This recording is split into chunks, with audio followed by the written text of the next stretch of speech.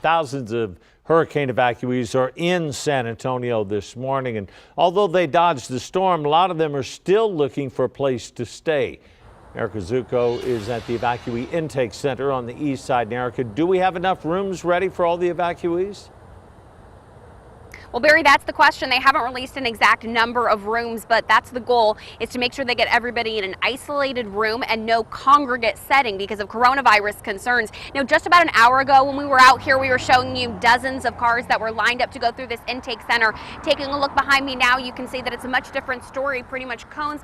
A few cars are still on site here, but they're working to try to get people through as efficiently as possible. When they come to this site, they have to get put into a safety tracking center. They get a hotel voucher. And what we saw overnight downtown especially was a lot of people checking into hotels. There was a police escort bringing a bus of people into that downtown area, and it looked much different there. Just a couple days ago, we were parked over by the Denny's and there was no one on the street around 5 in the morning. But last night you could see there were a lot of people, as you know, thousands of people who have evacuated here to San Antonio just trying to seek safety and shelter out of the path of Hurricane Laura. Now, what the state is focused on and what the city is focused on right now is making sure that people have what they need. This is an ongoing and active process that's really ramped up in the past 48 hours or so. Live on the east side, Erica Zucco, KENS 5 Eyewitness News.